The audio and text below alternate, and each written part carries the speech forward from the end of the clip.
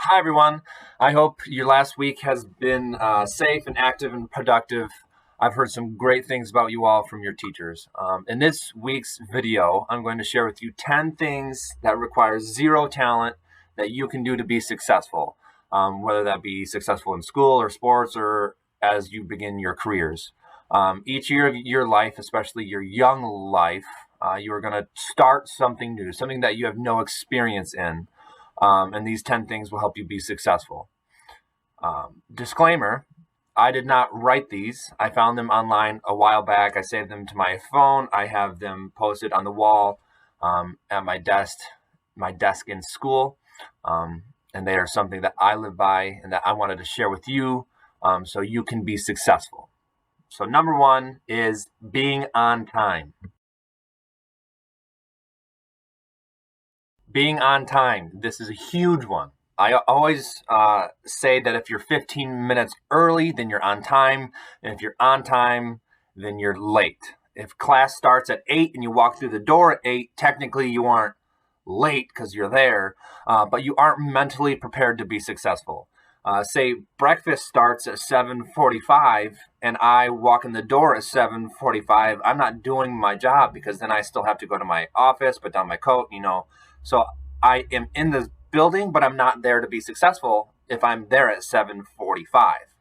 Um, and I can provide 1,000 examples of how being timely can help you. And I know that you can't drive yourself right now to be early, but just remember as you begin your careers and you can start driving yourself that being on time or being early will help you in the long run. That is number one of you don't have to have any talent to be on time.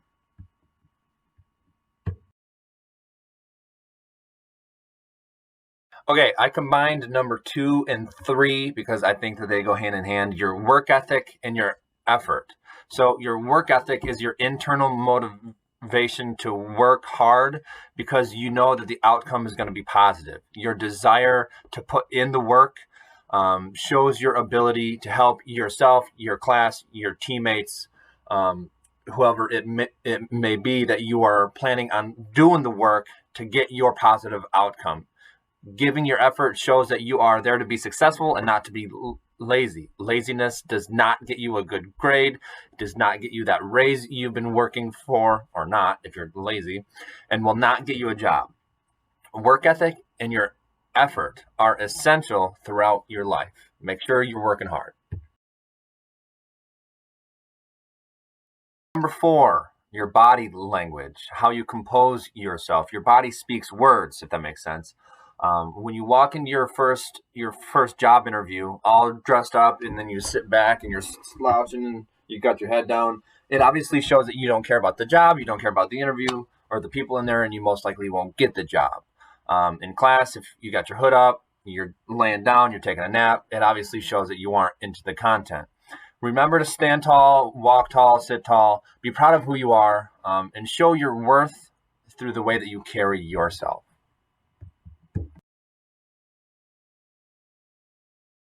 Number 5, your energy. This is an easy one. Be a part of whatever you're doing. Give your best and you will receive the best. How can you plan to have energy?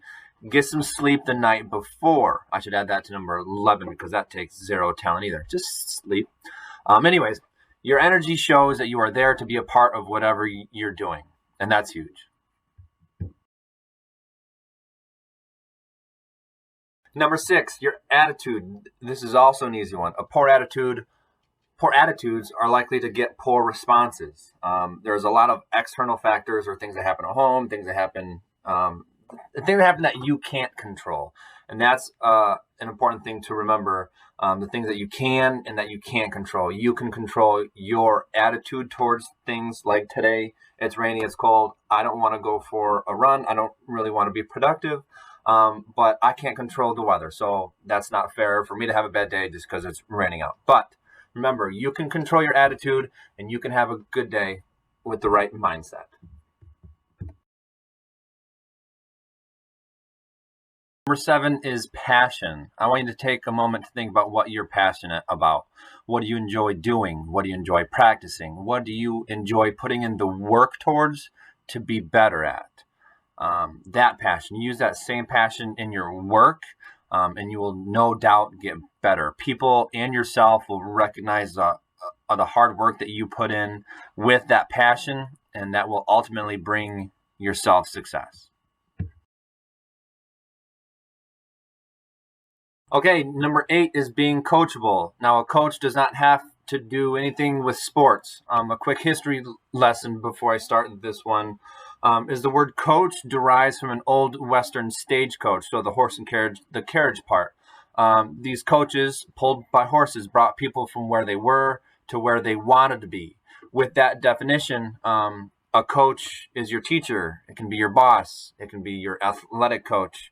It can be your parents. It can be someone or something that takes you from where you are now to where your goal is or where you want to be in the future.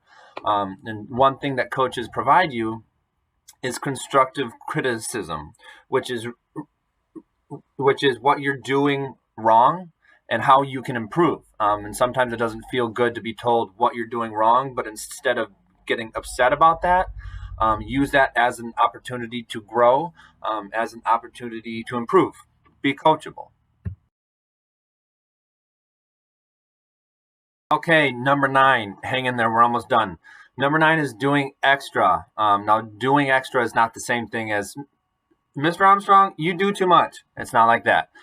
Sometimes the minimum or just doing the work isn't always enough. When I was in college, I had a professor tell me that were a lot of people that were in the same major as I, and if I just go through the classes and pass all my classes and graduate, I would be behind because there's people that are doing more and extra than I to be successful. And that was a hard truth to understand.